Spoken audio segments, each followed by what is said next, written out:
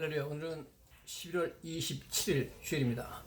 오늘 말씀은 디모데 후서 2장 23절 어리석고 무식한 변론을 벌이라 이에서 다툼이 나는 줄 알미라.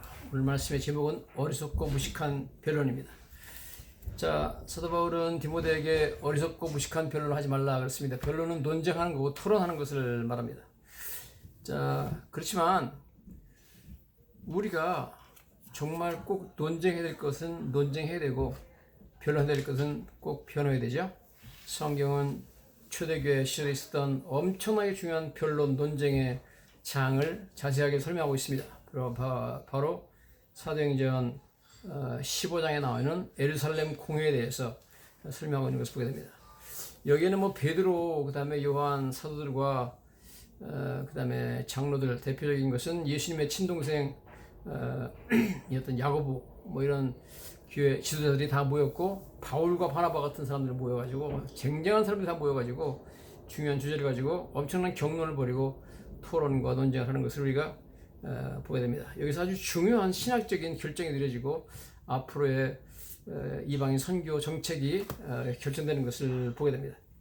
자, 우리가 기독교 역사를 보면 초대교회 시대 때 물론 처음에 교회를 구성했던 사람들은 대부분 유대인들이었습니다. 유대인들은 어떻게 생각했냐면, 그 당시까지 유대인들은 이방인의 집에 들어가서도 안 되고 이방인의 집에 가서 식사해도 안 됩니다. 이방인과의 교제가 금지되어 있습니다. 그리고 그들은 믿기를 이방인들은 구원받을 수가 없고, 그들이 구원받으려면 먼저 할례를 받고 그들 유대인이 먼저 된 후에 구원받을 수 있다, 그렇게 믿고 있습니다. 그러나 이러한 그들의 고정관념을 무참하게 깨버리는 놀라운 일이 하나님에 의해서 직접적으로 행해지는 것을 우리가 보게 됩니다. 그 사건은 사도행전 10장에 나오고 있습니다. 어느 날 베드로가 욥바에 있을 때 무두장이, 즉 가죽 세공업자 시몬의 집에 거하고 있는데 해변가에 있습니다. 거기 있을 때 성경 보니까 시간이 6시 되었다 그랬습니다. 그래서 그거 시장해가지고 이제 밥을 먹고자 그랬는데, 그때 사람들이 식사를 준비할 때 그는 지붕에서 환상을 보게 되죠. 하늘이 열리며 한 그릇이 내려오는 것을 보니 큰 보자기 같고 네 귀를 메어 땅에 들였더라. 그 안에는 땅에 있는 각종 네 발을 가진 짐승과 기는 것과 공중에 나는 것들이 있더라. 그렇게 환상을 보는데 그릇이 내려왔고, 거기에는 유대인들이 절대 먹어서는 안 되고 만져도 안 되는 부정한 동물들이 가득 들어있습니다. 그런데 그 환상 가운데 하나님의 목소리가 들렸습니다. 베드로야, 일어나 잡아먹으라 그랬습니다. 베드로가 그 음성을 듣고 말하기를, 주여 그럴 수 없나이다. 속되고 깨끗하지 아니한 것을 내가 결코 먹지 아니하였나이다. 그러니까 두 번째 소리가 있을 때 두 번째 하나님의 음성이 들렸죠. 하나님께서 깨끗하게 하신 것을 내가 속되다 하지 말라. 이런 일이 3번 일어난 후에 그릇이 하늘로 올라갔다. 그래서 베드로가 도대체 이 환상이 무슨 뜻인가 하고서 속으로 의아해하고 있을 때 마침 가이사라에 있는 로마 백부장 고넬료가 보낸 사람들이 시몬의 집을 찾아와서 문 밖에 서가지고, 여기 혹시 베드로 하는 시몬이 여기 유숙하느냐 이렇게 물어봤습니다. 그때 성령님이 베드로에게 말하죠. 베드로가 환상에 대해 생각할 때 성령께서 그에게 말씀하시되, 두 사람이 너를 찾으니 일어나 내려가 의심하지 말고 함께 가라. 내가 그들을 보냈다. 내가 보낸 사람들이 왔으니까 의심하지 말고 따라가라. 그렇게 말했습니다. 베드로가 그 사람을 따라가면 로마 백부장 이방인의 집에 들어가게 되고, 그러면 식사도 같이 해야 되고 교제도 해야 되는데, 이것은 유대인들이 절대 할 수 없는 금하는 그러한 위법사항이었습니다. 그저 하나님께서 말씀하시니까 의심하지 말고 함께 가라. 내가 그들을 보냈다. 그러니까 그가 하나님의 명령에 따라가지고 베드로가 고넬료 집에 갔습니다. 고넬료 집에 들어갔습니다. 여기 보니까 이튿날 가이사랴에 들어가니 고넬료가 그의 친척과 가까운 친구들을 모아 기다리고 있습니다. 베드로가 들어올 때 고넬료가 발 앞에 엎드려서 막 절을 했죠. 그러니까 일어나라, 너도 사람이라 그러고 여러 사람한테서 베드로가 이렇게 말합니다. 유대인으로서 이방인과 교제하며 가까이 하는 것은 위법인 줄은 너희도 알거니와 하나님께서 내게 지시하사 아무도 속되거나 깨끗하지 않다 하지 말라 하시기로. 즉 베드로가 보았던 환상 가운데 있었던 그 부정한 동물들은 이방인들을 상징하는 것이고, 네가 이방인을 속되다 깨끗하지 못하다 그렇게 하지 말라. 그래서 부름을 사용하지 않고 왔노라 묻노니 나를 무슨 일로 불렀느냐. 그러니까 고넬료가 이르되 내가 사흘 전 이맘때까지 내 집에서 제9시 기도를 하는데 갑자기 한 사람이 빛나는 옷을 입고 내 앞에 서서 천사가 고넬료에게 찾았다는 얘기죠. 말하되 고넬료야, 하나님 내 기도를 들으시고 네 구제를 기억하였으니 사람을 요바에 보내어 베드로를 하는 시몬을 청하라. 그 바닷가 무두장이 시몬의 집에 유숙하느니라 하시기로. 내가 곧 당신의 사람을 보내는데 오셨으니 잘하였나이다. 이제는 우리가 주께서 당신에게 명하신 모든 것을 듣고자 하여 다 하나님 앞에 있나이다. 그래 버렸습니다. 그래가지고 베드로가 설교를 시작했습니다. 그러면서 쭉 설교를 하다가 뭐라고 설교를 했냐면, 예수님에 대해서 설교를 하면서 하나님이 살아있는 자와 죽은 자의 재판장으로 정하신 자가 곧 이 사람인 것을 증언하게 하였고, 이렇게 증언하는데 증언하면서 그에 대하여 모든 선자도 증언하여 그를 믿는 사람들이 다 그의 이름을 힘입어, 예수 이름 힘입어서 믿으면 죄산 받는다. 이 설교까지 했는데 설교가 안 끝났습니다. 그런데 베드로가 이 말할 때에 성령이 말씀드리는 모든 사람에게 내려오시니 베드로와 함께 온 할례 받은 신자들이 이방인에게도 성령 부으심으로 말미암아 놀라니 이는 방언을 말하며 하나님 높임을 드러내겠다. 그래서 막 이방인들이 고넬 집에 모여있던 사람들이 방언을 말하고 하나님을 높이고 그랬습니다. 그래서 베드로가 이르되 이 사람들이 우리와 같이 성령을 받았으니 누가 능히 물로 세례짐을 금하려 하여 예수 이름으로 세례를 베풀라. 그래서 베드로에게 며칠 더 머물기를 청하였고 그들이 세례를 받고 예수 믿는 사람들이 되었다. 그런 이야기가 성경에 나오는 것을 보게 됩니다. 자, 이렇게 돼서 베드로가 제일 먼저 유대인의 금기상을 깨고 이방인의 집에 들어갔고 그들과 교제했고 거기서 놀라운 일을 봤습니다. 전혀 할례를 받지 않았고 유대 율법을 알지도 못하는 그 사람들에게 오직 자기의 설교를 듣고 그들이 믿으니까 믿음만을 보고 하나님께서 성령을 주셔가지고 그들을 하나님의 백성으로 삼아주시고 그들을 믿음을 보시고 의롭다 하시고 그들의 죄를 용서해 주시고 그들을 영생을 주시는 놀라운 일이 벌어졌으며 사도들과 지자들이 오순절날 마가 다락방에서 받았던 성령이 그들에게 임하는 놀라운 광경을 보았습니다. 이 성경 보면 사도행전 10장 43절에 이렇게 나오죠.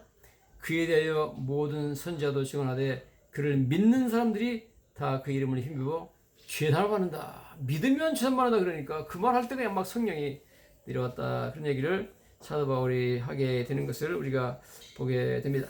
자, 이러한 때 이런 일이 있었는데 이제 고넬료 집에 갔다가 베드로가 다시 예루살렘으로 들어왔잖아요. 들어오니까 예루살렘에서 당장 예루살렘에 있는 교인들 중에서 베드로한테 항의를 하기 시작합니다. 뭐라고 항의하냐면 사도행전 11장에 1절부터 보면 유대에 있는 사도들과 형제들이 이방인들도 하나님의 말씀을 받았다 함을 들었더니 베드로가 예루살렘에 올라갔을 때 할례자들이 변환하여 이르되 내가 무할례자의 집에 들어가 함께 먹었다. 어떻게 당신이 무할례자의 집 그 이방인 집에 가서 함께 먹을 수 있느냐. 이건 위법이다 그러면서 비난하고 나왔습니다. 베드로가 차근차근 설명하죠.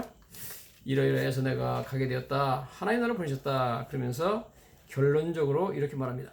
사도행전 11장 17절 그런즉 하나님이 우리가 주 예수 그리스도를 믿을 때 주신 것 같은 선물을 그들에게 주셨으니 즉 오순절날 마가 다락방에서 받은 성령을 말이죠. 똑같은 그런 역사가 일어났다는 겁니다. 내가 누구이기에 하나님을 능히 맡겠느냐. 내가 어떻게 하나님께서 믿음만을 보시고 그들에게 할례도 받지 않고 뭐 모세율법이 뭔지도 모르고 십계명이 뭔지도 모르는 이방인들한테 예수 그리스도에 대한 설교 듣고 믿기만 하면 그들에게 하나님께서 구원을 주시는데 내가 뭔데 도대체 하나님 맡겠느냐. 여러분, 이거는 하나님이 하시는 일이다.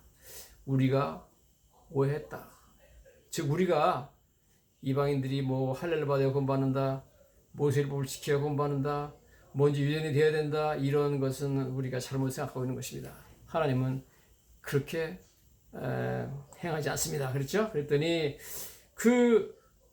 베드로한테 비난하던 사람들이 그들이 이 말 듣고 잠잠하여 하나님께 영광 돌려 이르되 그러면 하나님께서 이방인에게도 생명은 회개를 주셨다. 그러니까 그들이 이방인한테는 구원을 안 주신 줄 알았어요. 그리고 그럼 하나님께서 이방인들한테도 믿기만 하면 구원을 주시는구나 하고 그들이 고백을 했다. 이런 이야기를 성경에 하고 있는 것을 우리가 보게 됩니다. 자, 이런 일이 벌어지고 있는데, 이런 일이 이제 예루살렘에서 벌어지고 있는데, 그 당시에 비슷한 시기에 사도 바울과 바나바는 예루살렘에서 좀 멀리 떨어진 이방 나라, 뭐 지금은 터키 땅이죠. 거기 안디옥이라는 데서 복음을 전하고 있었는데 안디옥 교회가 엄청나게 컸습니다. 상당히 큰 교회에서 바울과 바나바가 복음을 전하는데 다 이방인들이죠. 이방인들이기 때문에 그들에게 뭐 할례를 시켜나 유대율법을 지켜라 하지 않고 믿음으로 구원받는다는 복음을 전했습니다. 그런 복음의 내용들은 사도 바울이 아라비아 광야에서 3년 동안 예수님에게 직접 배운 내용들이죠. 자, 전하고 있었는데 거기에 안디옥 교회로 예루살렘에서 왔다고 하는 주장하는 어떤 사람들이 찾아와가지고 이상한 말을 교인들한테 해가지고 교인들이 상당히 괴로워하고 혼란에 빠지는 것을 보게 됩니다. 그들 주장의 내용은 이겁니다. 여기 이렇게 나옵니다. 사도행전 15장 1절부터 보면 어떤 사람들이 이들로부터 내려와 형제를 가르치되 너희가 모세의 법대로 할례를 받지 않으면 능히 구원을 받지 못하리라 하니 그 사람들 주장은 두 가지입니다. 첫째, 너희들은 모세의 법대로 할례를 받아야만 구원받는다. 아무리 뭐 사도 바울이 너희한테 믿음만으로 구원받는다고 얘기하지만 틀렸다 그런 얘기죠. 그 다음에 또 두 번째 주장은 바리새파 사람 어떤 사람들이 믿는 사람들이 일어나 말하되 15장 5절입니다. 이방인에게 할례를 행하고 모세율법을 지키라 명하는 것이 마땅하다. 이방인들에게 구원받으려면 할례를 행하고 모세율법을 지켜야 된다.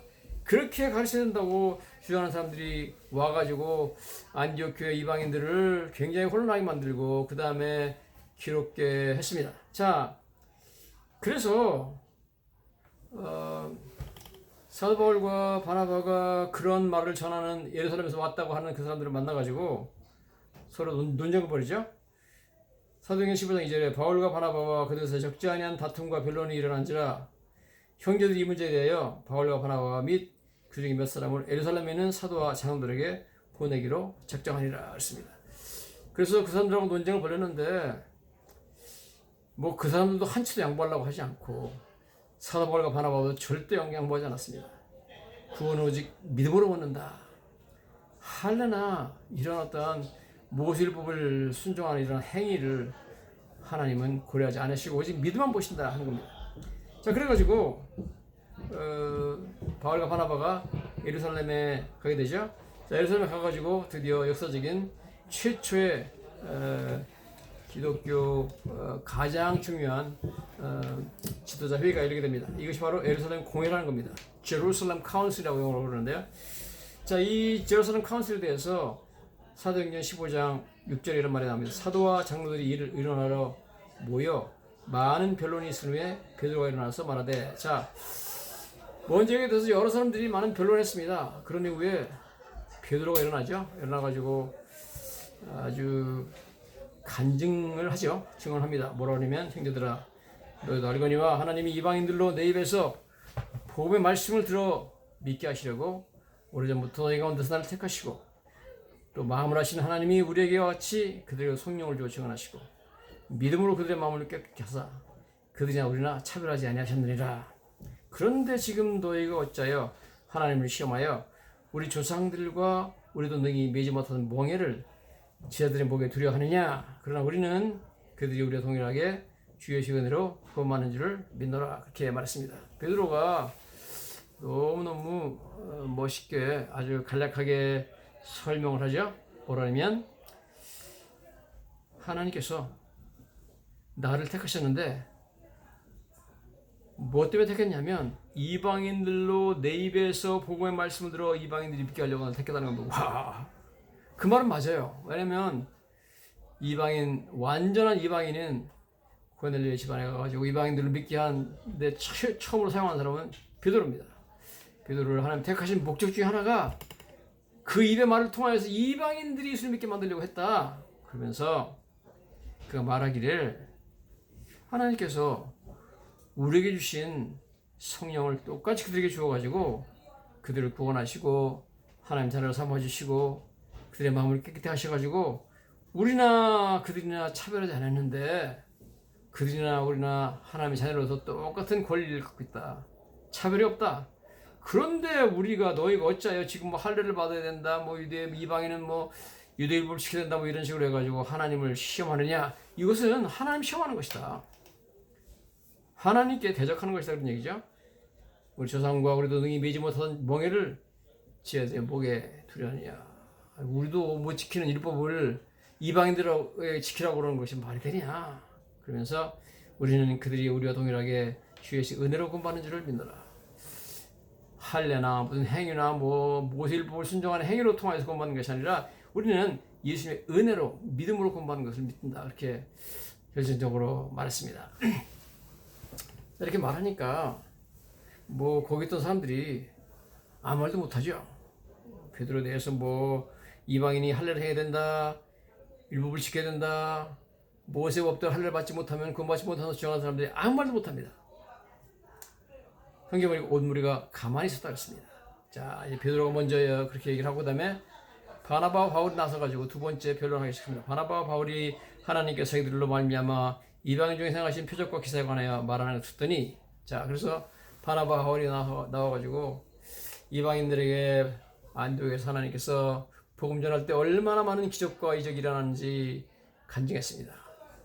하나님께서는 사도 바울과 바나바가 전하는 그 메시지, 오직 믿음으로만 구원받는다는 메시지를 확증하기 위해서 많은 표적을 주님께서 행하신 줄로 믿습니다. 성경 마가복음 16장에 보면 그런 말씀이 나오죠. 하나님께서 그 따르는 표적으로 전한 말씀을 확증하셨다. 그런 말씀의 내용이 나오는 것을 보게 됩니다.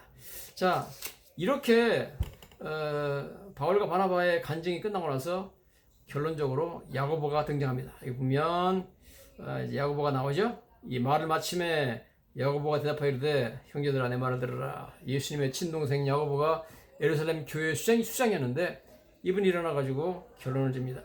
뭐라 그러면 지금 베드로가 한 말은 사실 구약 선지자 아모스의 예언이 실현된 것이다. 이런 엄청난 선언을 합니다.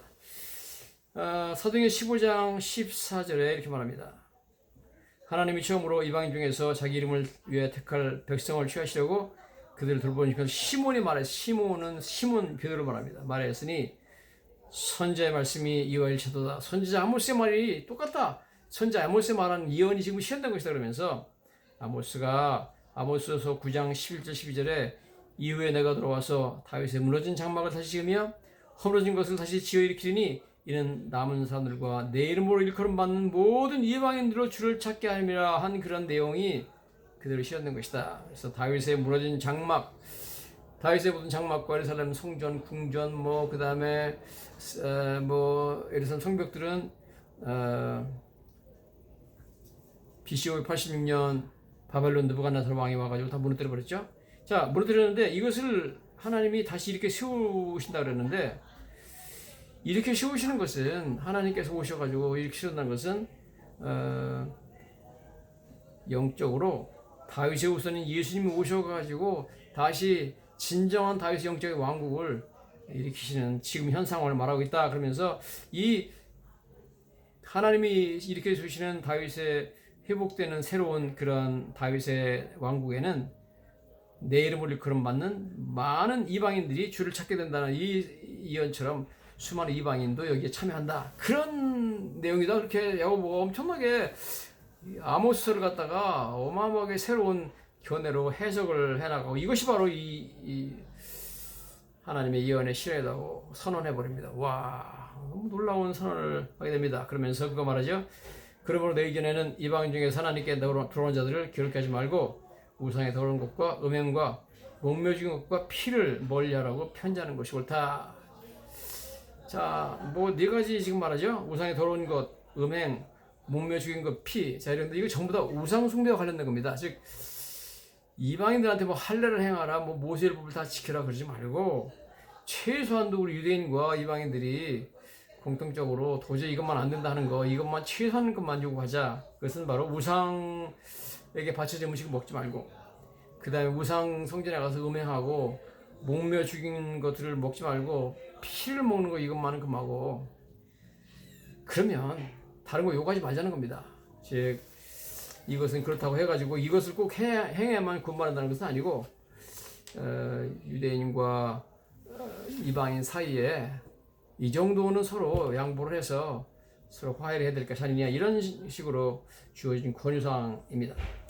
자, 그래서 사도들과 장로들이 예루살렘 교회가 그 중에서 사람들 택해서 예루살렘 교회 대표인 사람들 바울과 유다죠. 유다와 바울과 바나바와 유다와 실라 이렇게 택해가지고 안디옥으로 보냈습니다. 보내가지고 보낸 사람들은 유다와 실라라고 성경에 나와 있습니다. 자, 편지를 써서 보내죠. 예루살렘 공회에서 장로와 사도들이 편지 씁니다. 사도와 장로된 형제들은 안디옥과 수야와 길리기아에 있는 이방인 형제들에게 문안하노라. 들은즉 우리 가운데서 어떤 사람들이 우리의 지시도 없이 나가서 말로 너희를 괴롭게 하고 마음을 혼란하게 한다기로. 사람들 가가지고 뭐 할례를 받지 않으면 구원받지 못한다, 모세율법을 지켜야 된다, 이렇게 우리의 지시도 없이, 그건 우리가 지시한 바도 없다, 자기들 거짓말한 것이다 그러죠. 사도들이 이렇게 말했다 하는데 거짓말이다 그러면서 너희를 그 말로 괴롭게 하고 마음을 혼란하게 한 것을 내가 들었다. 그러면서 너희한테 가서 그런 말을 했던 사람들은 거짓말이고 그것은 옳은 이야기가 아니고 틀렸다. 그러면 그들을 정죄합니다. 그러면서 사람을 택하여 우리 주 예수 그리스도의 이름을 위하여 생명을 아끼지 아니하는 자인 우리가 사랑하는 바나바와 바울과 함께 너에게 보내기를 만장일치로 결정하였다. 그러면서 사도 바울이 전하는 복음이 맞다. 사도 바울을 칭찬하죠. 바울과 바나바는 주를 위해서 생명을 아끼지 않는 훌륭한 사람들이고 우리가 사랑하는 자다. 그들이 전하는 복음이 올바른 복음이고 정당한 복음이고 우리가 그걸 승인한다. 너희들 와가지고 너를 괴롭히고 너를 혼란케 했던 그 거짓 교사들의 말을 듣지 말아라. 그 사람들의 말은 틀렸다. 그렇게 분명하게 그 사도들과 장로들 입장을 이방인 교회에 전달하죠. 너무나 중요한 결정이 지금 내려지는 것을 보게 됩니다.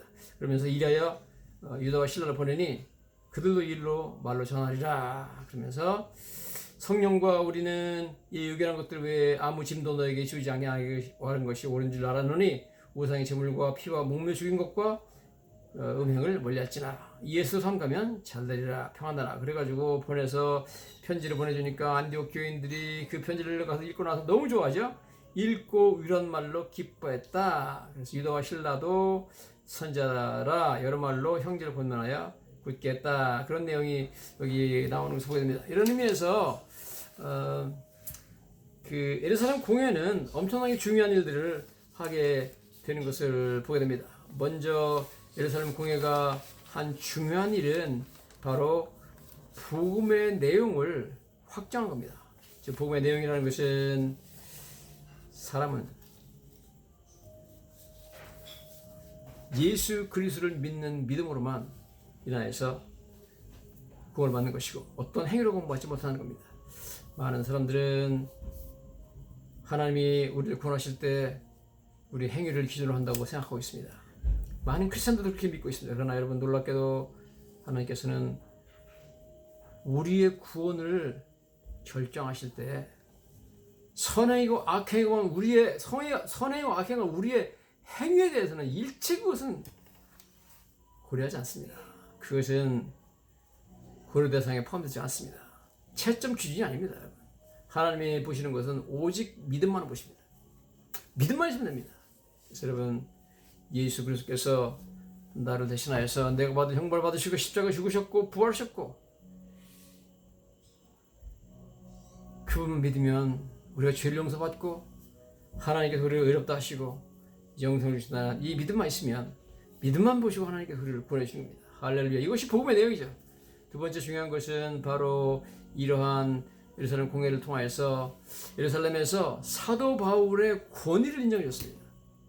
사도 바울이 전하는 복음이 올바른 복음이고 정확한 복음이고 그것이 우리가 그를 인정한다 하면서 그들의 전하는 복음을 올바른 복음으로 승인했습니다. 사도 바울은 사실 나머지 12제자와 함께 예수님을 따라다니면서 복음을 배운 사람이 아니지만 아라비아 광야에서 혼자 예수님에게 방문하신 예수님 통해 배웠던 복음이지만 그 복음은 우리가 전하는 복음과 똑같다는 내용으로 승인해줘가지고 사도 바울의 모든 10세기의 서신과 그의 전하는 복음들의 권위를 인정해줬다는 게 이건 엄청나게 중요한 사건이 아닐 수 없습니다. 이런 의미에서 예루살렘 공회는 역사적인 공회였고 그 다음에 예루살렘 공회는 어떤 분수령을 이루는 그런 너무나 중요한 그런 회의였습니다.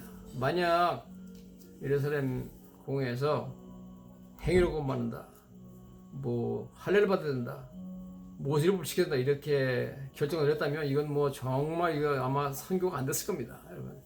하나님께서 강력하게 개입하셨죠. 그리고 예루살렘 공회에서 결정을 해서 분명하게 예루살렘으로 말미암아 우리는 오늘 다시 한번 확신을 가지고 주님께 나아갈 수 있습니다. 여러분 너무나 감사하게도 나의 모든 추악하고 더러운 행위들은 아예 주님께서 보지 않으시고 오직 예수 그리스도를 향한 나의 믿음만을 보시고 주님께서 나를 구원해 주시고 죄를 용서해 주시고 의롭다 하시고 그 다음에 영생을 주시는 줄로 믿습니다. 누구든지 구원받는 것은 여러분 하나님의 은혜로 받습니다. 나의 행위의 결과를 받는 것이 아닙니다. 누구든지 믿음으로 받습니다. 예수님이 나의 죄를 대신 짊어지셨다.